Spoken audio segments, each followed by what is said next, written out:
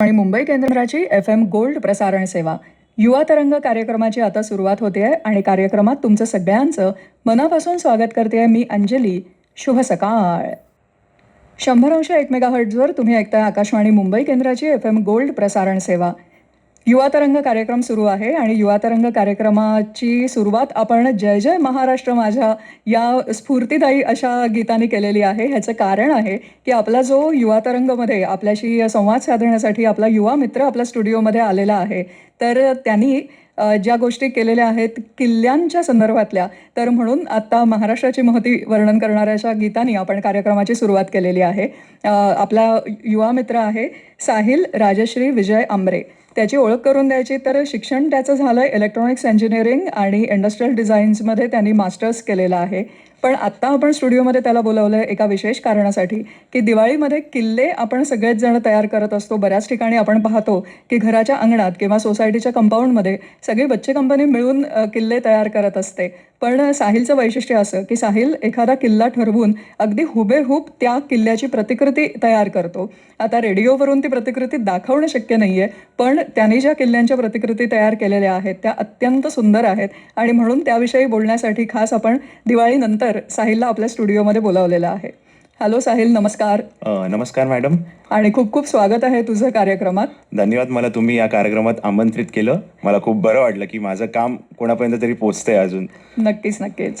आणि साहिल, आता तू म्हणजे मी तुझी ओळख करून दिली की तू किल्ल्यांच्या प्रतिकृती वगैरे तयार करतोस, तर मला जाणून घ्यायला आवडेल की या किल्ल्यांच्या प्रतिकृती तयार करण्याची तुझी सुरुवात कशी झाली? तसं बघायला गेलं तर लहानपणापासून आम्ही ठाण्यात राहिलो. तर ठाण्यात कसं प्रत्येक ठिकाणी किल्ले वगैरे बनवलेच जात होते. तर माझी आई मला दाखवायला वगैरे घेऊन जायची बघायला. तर मग तेव्हा मी त्यांना सांगायचो की आपण पण असं काहीतरी करूया किंवा बघूया करूया. तर माझी आईचा बॅकग्राऊंड कसं पुणे असल्यामुळे तिकडे रेडीमेड किल्ले छोटे असे मिनिएचर वगैरे मिळायचे. तर मी तो हट्ट धरला की मला ते किल्ले हवेत. तर त्या वर्षी ती म्हणली की तू एकदा बनवून बघ स्वतः, मग आपण पुढच्या वर्षी आणू. आणि बाबा कलाकार असल्यामुळे त्यांनी मला पुठ्ठा पेपर कसा वापरायचा हे असं लहानपणापासून सवयच लावली की ऑरिगॅमी कर किंवा कर. मग तसंच ड्रॉइंग पेपरवर भिंतींचं असं डिझाईन काढून एका साध्या स्टीलच्या ताटामध्ये आम्ही तटबंदी म्हणून असा पेपर लावला की भिंत म्हणून, आणि असा यू करून असा छोटासा गेट. आणि लहानपणी आपल्याकडे हत्ती घोडे वगैरे असतात तर त्याचे साईडला ठेवले. तो माझा पहिला किल्ला होता. तर तशी ती आवड म्हणजे बनवण्याची सुरुवात लहानपणी म्हणजे स्कूलमध्ये झाली. नंतर मग जसं शिक्षण आपलं होत गेलं 8वी 9वी 10वी इंजिनिअरिंग पर्यंत पोहोचलो, तोपर्यंत असं छोटं काय काय करायचं म्हणजे सोशल मीडिया एवढं काही नव्हतं. बरोबर. मग जसं इंजिनिअरिंग जॉईन केलं तर तिकडे फेस्टमध्ये काम करायचं, काउन्सिलमध्ये काम करायचं. पण ते मटेरियल्स समजायला लागले की काय कसे घ्यायचे, कुठे बनवायचं काय. मग ते धरून मग एक वर्षी मी थर्मोकॉल पासून बेसिक प्रतापगडाची मिनिएचर करूया असं ठरवलं. पण प्रतापगड आहे खूप मोठा.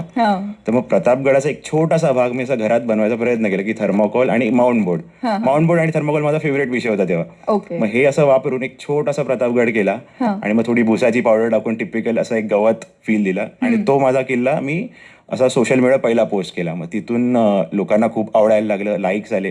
आणि कुठल्याही कलाकाराला त्याचं काम लोकांनी अप्रिशिएट केलं तर त्याला अजून प्रोत्साहन तर मिळतंच. नक्कीच. मग कॉलेजवाल्यांनी बघितलं. मग कॉलेजच्या शिवजयंतीच्या उत्सवात आम्ही तो मध्ये असा ठेवला.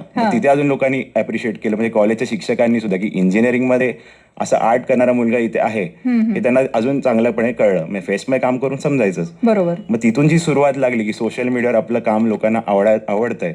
मग ते असं लॉकडाऊन आलं. त्याच्यानंतर मग पहिला विजयदुर्ग घरात छोटा करायचा प्रयत्न केला. आणि माझ्या कामाची वैशिष्ट्य तुम्ही सांगितले की हुबेहूब करायचा एक माझा हे असतो. तो माझा चॅलेंज मी पकडून चाललोय की आपण या मुंबईच्या इमारतींच्या जाळ्यात राहतो, तिथे जागा मिळणं म्हणजे कठीण विषय. मग घराच्या घरात आपलं 1 BHK घर आहे, त्यात पण असं हॉलमध्ये छोट्या प्लायवूडवर पहिला विजयदुर्ग मी केला. त्यात पण एक गंमत सांगायची झाली तर माती वगैरे असं उपलब्ध नव्हतं. आम्ही लिटरली जुनी खारीक झालेली तिची पावडर केली आणि ती मातीवरून टाकली आणि रवा असं वाळूचा इफेक्ट म्हणजे रव्याला थोडा रंगामे बुडवून तो असं सुकून तो असा टाकलेला. मग तो विजयदुर्ग मी सोशल मीडियावर पोस्ट केला. आणि लकीली तेव्हा महाराष्ट्र टुरिझमची कॉम्पिटिशन सुरू होती आणि ती असते मोठ्या गटांसाठी म्हणजे सोसायटीमध्ये करणारे. पण मी ते सहज एंट्री टाकून बघितली तर त्यांना इतकं आवडलं की त्यांनी मला बेस्ट एंट्री म्हणून प्राइज दिलं आणि ते माझं त्यांच्या पेजवर नाव आलं. तर तिथून ती मला अशी हे लागली की नाही आता तर आपण दरवर्षी करायचंच आणि आपले किल्ले लोकांपर्यंत पोहोचवायचे. म्हणजे आपले म्हणजे महाराष्ट्राचे, आपल्या महाराष्ट्रात एवढे किल्ले आहेत जे लोकांपर्यंत अजून पोहोचत नाहीयेत, जे आपले ट्रेकिंगवाले त्यांना माहित आहे. मग ते करता करता मग दुसरा किल्ला माझा पद्मदुर्ग झाला. तोही सोशल मीडियावर एवढा व्हायरल झाला की मग मोठे मोठे कलाकार आमच्या घरी यायला लागले. म्हणजे एका वृत्तपत्राचे मोठे आर्टिस्ट निलेश जाधव ते आमच्या घरी प्रत्यक्ष झाले.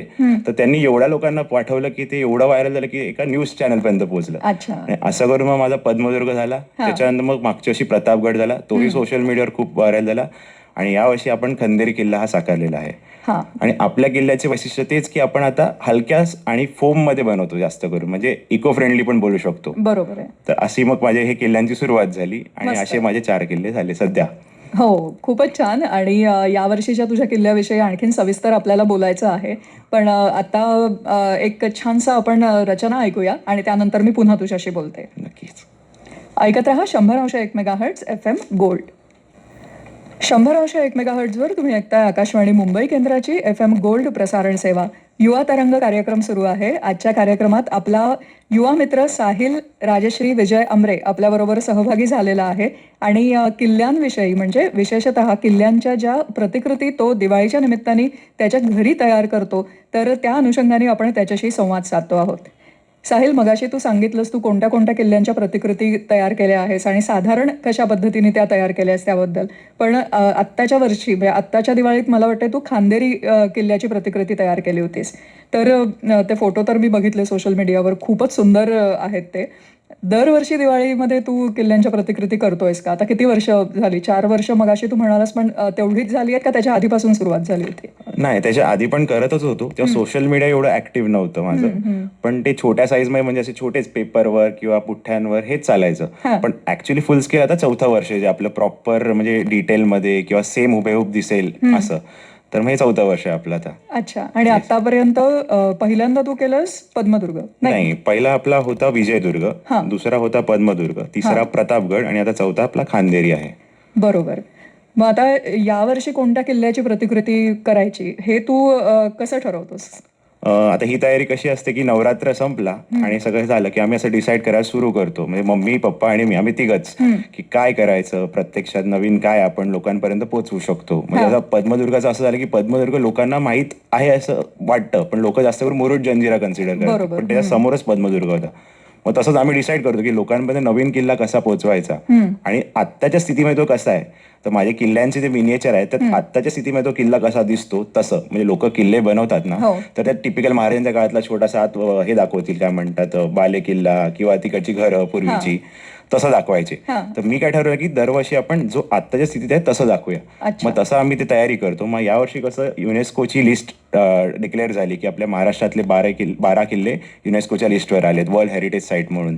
मग त्यात आपण म्हटलं खांदेरी हा किल्ला जास्त करून लोकांपर्यंत पोहोचवा, कारण का त्या किल्ल्याबद्दल फक्त जास्त करून कोळी लोकांमध्ये हे आहे की त्यांचा तो ते देवाचं मेन ठिकाण आहे आणि बोटी वगैरे जातात. पण म्हटलं हा नॉर्मल लोकांपर्यंत पोहोचला पाहिजे, म्हणून असं करून आम्ही मग खांदेरी करूया म्हटलं. आणि खांदेरी मला का करायची जास्त इच्छा होती, कारण जलदुर्ग असल्यामुळे पाण्याशी असं ते लुक दाखवायचा वगैरे हे मला माझ्या कलातून दाखवायचं होतं, म्हणून मी जलदुर्ग म्हणून खांदेरी कन्सिडर केलं यावर्षी. तर अशी ही स्टोरी. म्हणजे मला वाटतंय एखाद्या किल्ल्याची प्रतिकृती तयार करणं आणि जसं तू म्हणालास की आत्ता तो किल्ला कसा आहे त्या पद्धतीने करणं हे एक आव्हानात्मक गोष्ट आहे. आणि त्याचे फोटो मी जेव्हा बघितले तर त्यावेळेला अगदी बाजूचं पाणी आहे, ते छोटे छोटे खडक आहेत तू तयार केलेले, त्याच्यानंतर तिथे बोटी आहेत छोट्याशा, म्हणजे खूप व्यवस्थित त्याचं डिटेलिंग केलेलं आहे.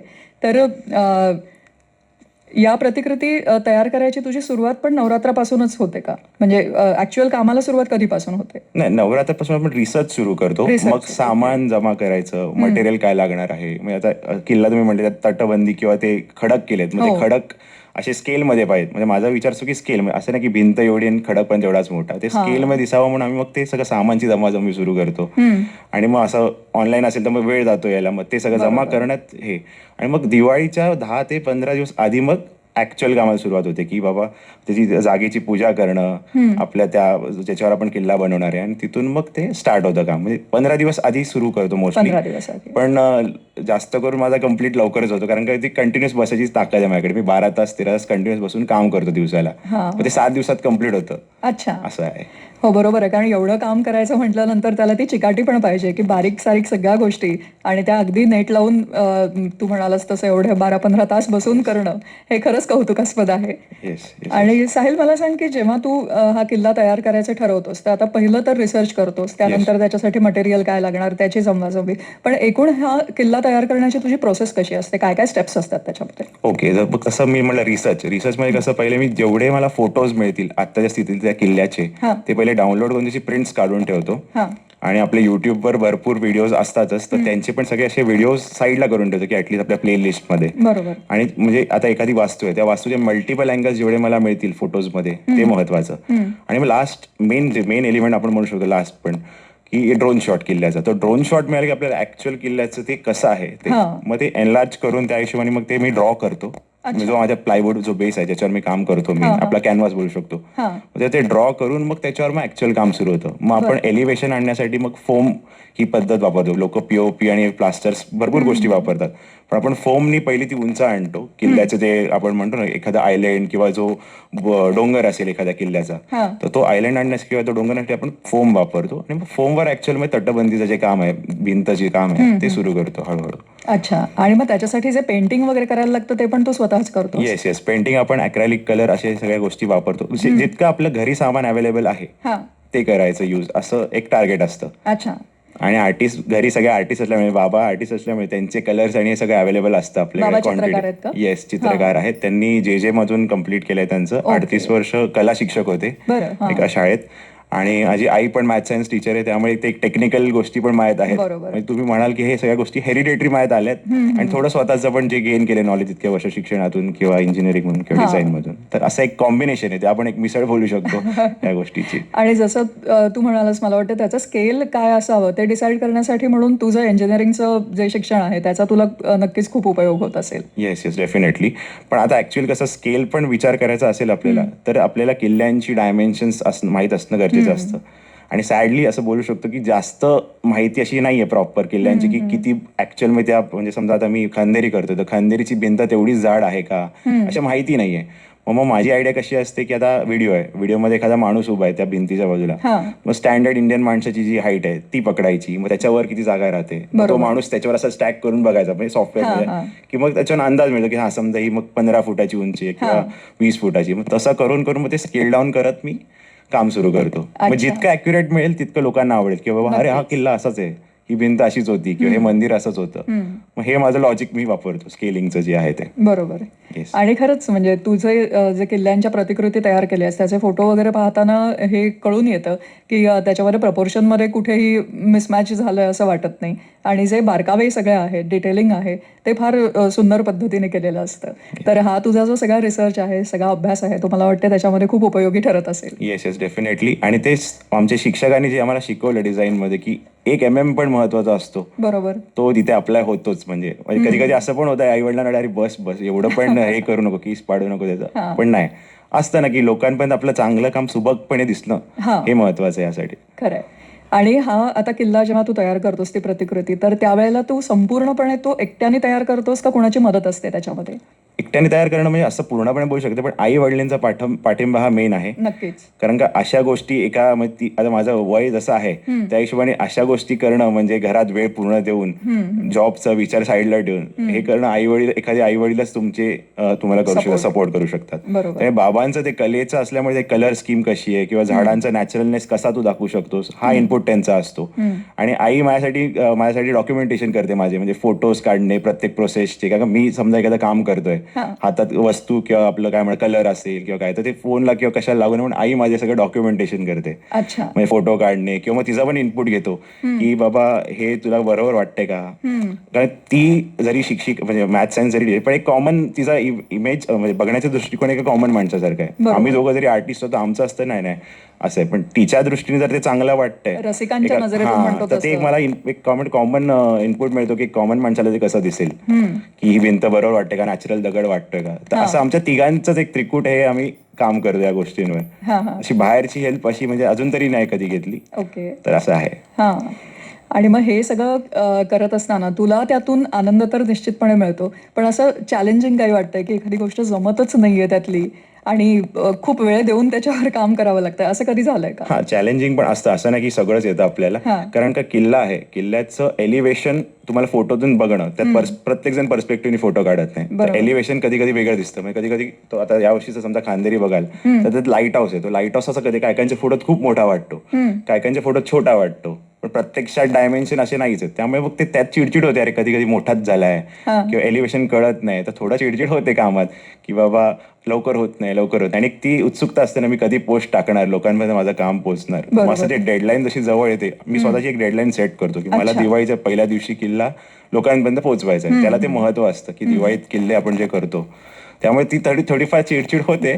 पण मग ते एका पॉईंटनी थोडं काम व्हायचं, गाणं ऐकायचं, एखादं परत पिक्चर मधलं कुठला महाराजांचं पिक्चर किंवा काही असं बघायचं. मग परत आपण त्या एरामध्ये जातो, मग परत आपण ते कलर स्कीम आणि ह्यात गेलो की परत काम रिझ्यूम करतो. असं आहे. मस्त. येस. आणखीनही आपण साहिल तुझ्याशी बोलणार आहोत याबद्दलही आणि तुझं तुझ्या बाकीच्या सगळ्या गोष्टी ज्या आहेत ऍक्टिव्हिटीज त्याच्याबद्दलही आपण बोलणार आहोत. एक छोटीशी व्यावसायिक विश्रांती घेऊया आणि मग पुन्हा मी तुझ्याशी संवाद साधते. युवा तरंग कार्यक्रम तुम्ही ऐकताय 100.1 मेगाहर्ट्झ FM गोल्डवर. कार्यक्रमात तुमच्या बरोबर आहे मी अंजली आणि माझ्या बरोबर आहे साहिल राजश्री विजय अमरे.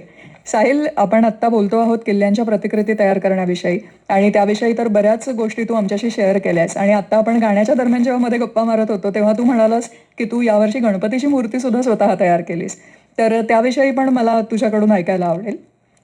प्रत्येक वर्षी मी बाबांना बोलायचोच की आपल्याला गणपती करायचा आहे किंवा गणपती घरात बसवायचा आहे. पण मग ते सगळ्यांचं असतं ना, एक जबाबदारीची गोष्ट आहे की गणपती आणणं म्हणजे त्याची प्रॉपर त्याची सेवा पूजा करणं ही महत्वाचं आहे. पण मग यावर्षी मी ठरवलंच होतं की मी ऍटलीस्ट माती आणून गणपतीची मूर्ती तरी ट्राय करूया. बसवायचं नाही किंवा एक दिवस दीड दिवस ते आपण डिसाईड करू, पण ऍटलीस्ट बनवूया. त्यामुळे मग यावर्षी मी हिंमत करून स्वतःच मागवली माती, शाडूची माती. मग ती मळी, कशी मळून काय करता येईल ते सगळं शिकलो. आणि मग ते करता करता मी ती सुरुवात केली, मूर्ती कशी करायची. मग एक रेफरन्स ठेवले थोडेफार आणि आधी ठरवलं की मस्त मी 1 फुटाची मूर्ती करणार वगैरे असं. पण ते ऑटोमॅटिकलीच काय गणपतीकडून घडवून घेतलं, गणपती माझ्याकडून असं वाटतं ऑटोमॅटिक छोटीशी वगैरे अशी 6 इंचाची छोटी मूर्ती बनली. मग बनल्यानंतर मग कलरिंग आलं. मग कलरिंगचा विषय जसा येतो मला, म्हणजे कॉम्प्रेसरनी कसं काम करायचं छोट्या वगैरे. मग ते करता का मग गणपतीची मूर्ती फर्स्ट टाइम मी कॉम्प्रेसरनी पेंट पण केली. आणि ते पेंट केल्यानंतर मग आलं मोठं महत्वाचं काम म्हणजे डोळे करणं. आता डोळे करणं म्हणजे महत्वाचं आणि विषय मला माझी मूर्ती महत्वाची होती. मग बाबांचं इनपुट घेतलं की कसं करावं, काय करावं. आता एवढ्या छोट्या स्केलवर करणं म्हणजे माझ्यासाठी तरी टफ होतं. तुम्ही म्हणाल की मिनिचर्स करतो म्हणजे तुला डोळे पण करता आले, पण डोळे करणं एक आर्टिस्टच काम आहे. अगदी अगदी. आणि खूप आव्हानात्मक असं काम आहे. हो, आणि त्याच्यातच सगळं त्या मूर्तीचं काय म्हणतात लाईफनेस येते, लाईफ येते त्यात. मग ते मग बाबांचा हात, मग त्यांना म्हटलं तुम्ही करून द्या मला. मग त्यांनी मला ते प्रॉपर डोळे करून दिले. आणि असं करून मग त्याला डेकोरेशन, मग डेकोरेशन. आणि आमच्याकडे एक असतं, काही असेल तर त्याला डेकोरेशन पण स्वतः करायचं. म्हणजे यावर्षीचा कंदील पण यावर्षी काय दरवर्षी कंदील पण स्वतःच आम्ही बनवतो जे आहे ते. तसंच मग यावर्षी डेकोरेशन पण मग गणपतीचं कसं, मग ते सेम पुठ्ठ्यामध्ये इको फ्रेंडलीच करूया. मग ते केलं. मग ते करून झालं, मग डिसाईड केलं की ठेवायचं कसं काय. मग आर्टिस्ट मित्र आहेत माझे, आम्हाला यायचं असेल तर तुला 5 दिवस तरी ठेवायचं असेल, म्हणजे त्यातच मजा असते गणपती. मग असं करून आम्ही डिसाईड केलं एका रात्रीत की आपण ठेवूया. मग असं म्हणजे रिलेटिव्हला पण शॉक झाला की बाबा ह्यानी गणपती अचानक कुठून असं आहे. मग त्यांना मी असं सरप्राईज ठेवलं की सांगितलं की मूर्ती आम्ही केली किंवा मी केली. आणि मग जसे आले त्यांना सांगितलं की मी केले, मग ते वेगळंच वातावरणच बदललं. मग ते 5 दिवस एक उत्सवाचंच वातावरण, म्हणजे सगळे विद्यार्थी बाबांचे येत आहेत, माझे मित्र, आर्टिस्ट मित्र, असं करत करत मग ते आनंद दे. असा माझा अनुभव होता यावर्षीचा गणपतीचा. खूपच छान. आणि साहिल, तू वेगवेगळ्या गाड्यांची मॉडेल्स पण तयार करतोस छोटी ना, तर ते म्हणजे त्याच्याविषयी पण आम्हाला सांग की गाड्या, बाईक्स वगैरे मॉडेल्स तू कशी तयार करतोस, त्याच्यासाठी काय मटेरियल वापरलं जातं? आता हे तयार करण्याच्या पेक्षा पहिला मी सांगतो की कसं सुरुवात झाली या गोष्टीला. बेसिकली की मी लहान होतो, बिंग अ बॉय, सगळे आपले पहिले गाडीच आणून द्यायचे आणि असं ती सुरुवात, ती सवय लागली गाडीची. आणि एक म्हणजे एक माझा अनुभव आहे की लहानपणी मी शाळेत, आई सांगते की लहानपणी माझ्या खिशात शाळेत एक गाडीचं मॉडेल असायचं आणि प्रत्येक मी शिक्षकांना दाखवत फिरायचो. त्यामुळे ते सगळ्या शिक्षकांना एवढं आवडायचं की माझ्या प्रत्येक बर्थडेला मला एक गाडी मिळायची. असं करत ते कलेक्शन माझं वाढत गेलं. आणि वाढत गेल्या गेल्या मग जुन्या गाड्या माझ्याकडे ज्या होत्या, तर मग लॉकडाऊनमध्ये सध्या आपल्याकडे काही काम नव्हतं तसं बघायला गेलं तर, मग मी त्या गाड्या काढल्या, पुसल्या. मग त्याला काय कलर फेड झाला तर मी कलर फेड असं पेंट केलं आणि आमचं एक जस्ट कम्युनिटी आहे सोशल मीडियावर, त्यावर पोस्ट केलं. ते लोकांना ते इतकं आवडलं की ते मला म्हणायला लागले की वाय डोंट यू, तू का हे व्हिडिओज करत नाही, असे व्हिडिओज कर, आम्हाला पण कळेल तू कसं रिस्टोरेशन करतो वगैरे.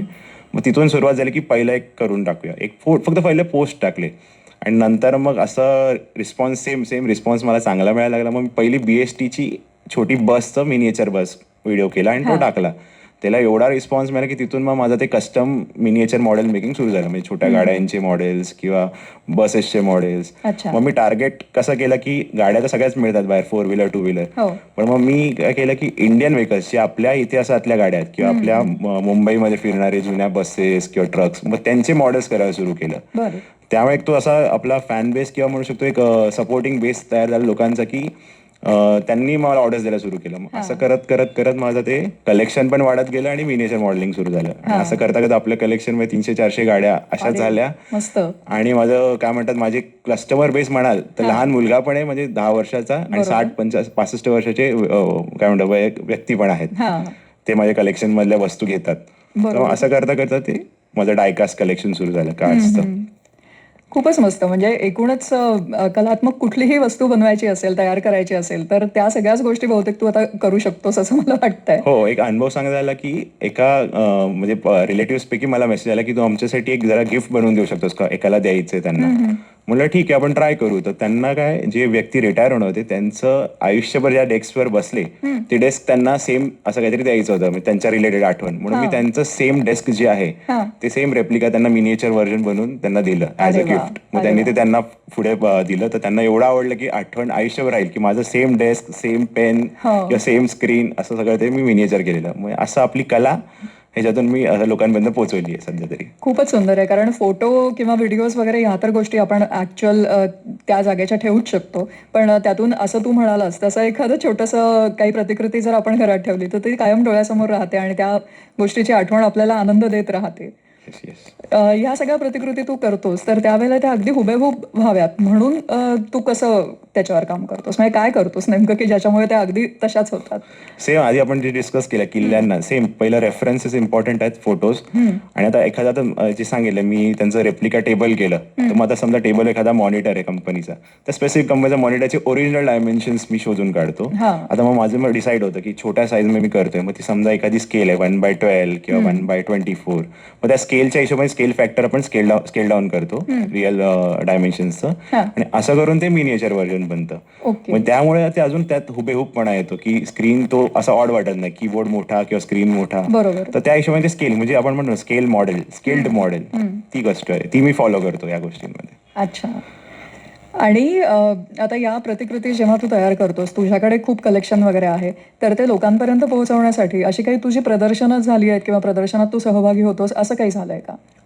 अजून तरी मी प्रदर्शन वगैरे असं केलं नाही, पण सोशल मीडिया हा आपला स्ट्रॉंग प्लॅटफॉर्म आहे. आजच्या मी कोणाला, प्रत्येक युवाला सांगितलं तुमच्याकडे काही कला असेल, सोशल मीडियाचं बेस्ट प्लॅटफॉर्म. म्हणजे लोक त्याचा गैरवापर करतात, पण आपण कसा वापर करावा चांगल्या गोष्टीसाठी तो आपल्या हातात असतो. त्यामुळे सोशल मीडिया एक मी पकडून ठेवले की जास्तीत जास्त लोकांपर्यंत पोहोचता येईल. म्हणजे माझे फॉलोअर्स किंवा असं फॉलोअर्स नाही, पण ज्यांना माझं काम आवडतं ते अब्रॉड पण आहेत, इंडियात तर आहेत आपले, त्यामुळे लोकांपर्यंत आपण पोहोचतो घर बसल्या बसल्या. तर ते एक मी सोशल मीडियाचा एक चांगला प्लस पॉईंट पकडून काम करतोय सध्या. प्रदर्शनं करायची जर मला कधी संधी मिळाली तर मी नक्कीच प्रमोट करेल, सगळ्यांपर्यंत पोहोचवेल ती गोष्ट. तर असं आहे सध्या. आणि आता असं काही तुझं आहे का की एखाद्या कुठल्या गोष्टीचं छोटं मॉडेल किंवा छोटी प्रतिकृती तुला तयार करायची आहे, तसं आपलं स्वप्न असतं ना की मला हे पण करायचंय, तर असं काही आहे का? सध्या तर म्हणजे एक माझ्या फ्रेंड थ्रू मला आयडिया मिळाली की जे तुमचं घर असतं त्याचं मिनिएचर करायचं. तर आमचं जुनं घर होतं जिथून आमची ऍक्च्युअल सुरुवात झाली, त्या घराचं मला मिनिएचर एक करायची इच्छा आहे की सेम हुबेहूब, की कुठे काय होतं ती आठवण असते आपली. फोटोज तर भरपूर आहे, तुम्ही मगाशी बोललात तसे, पण ते मिनिएचर असणं, तर ते एक माझी इच्छा आहे. आणि मला माझ्या स्वतःच्या गाडीची एक ऍक्च्युअल मॉडेल ठेवायचं घरी, की मला सवय आहे लहानपणापासून की गाडी माझ्या बाजूला असतेच, काम करताना किंवा असं बेडच्या साईड टेबलवर एक गाडी ठेवतोच मी. म्हणजे गाडीशी एक अटॅचमेंट आहे प्रत्येक, ते एक वेगळंच बॉन्ड आहे. मग ते एक म्हणजे घराचं मॉडेल आणि गाडीचं मॉडेल, या दोन गोष्टी आहेत. बरं. साहिल, तुला खूप खूप शुभेच्छा आहेत. या पद्धतीच्या तुझ्या सगळ्या गोष्टी तुला मस्त मस्त तयार करायला मिळत, आणखीन वेगवेगळ्या ठिकाणी तू फिरायला जा, तिकडच्या गोष्टी पहा आणि मग त्यांच्या सुद्धा छोट्या छोट्या प्रतिकृती तयार करून त्याचाही सगळ्यांना आनंद घेता येवो. आणि भविष्यातल्या तुझ्या सगळ्या ज्या काही इच्छा आकांक्षा असतील, स्वप्न असतील, त्यासाठी आमच्या सगळ्यांकडून तुला खूप खूप शुभेच्छा आहेत. आणि आज तू आलास स्टुडिओमध्ये आणि छान आमच्याशी गप्पा मारल्यास, एका वेगळ्या गोष्टीबद्दल आम्हाला सांगितलंस, त्याबद्दल मनापासून धन्यवाद. थँक्यू. मला तुम्ही ॲक्च्युली आमंत्रण दिलं आणि मला स्टुडिओ एक्सपिरियन्स बघायला मिळाला. मी लाईफमध्ये दिस इज माय फर्स्ट, हा माझा पहिला अनुभव आहे. त्यामुळे हा माझा कायम लक्षात राहणारा गोष्टी आहे माझ्या, म्हणजे काय म्हणतात एक आयुष्यातले एक काय म्हणतात ना सेपरेट एक आपला हे असतो स्टोरेज, त्यात हा राहणार प्रत्येक ह्याच्यात असं आहे. तर थँक्यू, मला तुम्ही बोललं, धन्यवाद. साहिल, खूप खूप आभार. येस. बद्दल आपल्याला त्या माध्यमातून जाणून घेता आलं. आणि साहिलशी बोलत असताना त्यांनी राधा ही बावरी हे गाणं ऐकवण्याची फरमाईश केली होती. मग अशी गप्पांच्या ओघात ते ऐकवता आलं नाही, पण आता मात्र ते गाणं मी नक्कीच ऐकवणार आहे. ऐकत रहा 100.1 मेगाहर्ट्झ FM गोल्ड. 100.1 मेगाहर्ट्झवर तुम्ही ऐकताय आकाशवाणी मुंबई केंद्राची FM गोल्ड प्रसारण सेवा. युवा तरंग कार्यक्रम सुरू आहे. खरं म्हणजे आता युवा तरंग या कार्यक्रमाची सांगता करण्याची वेळ झालेली आहे.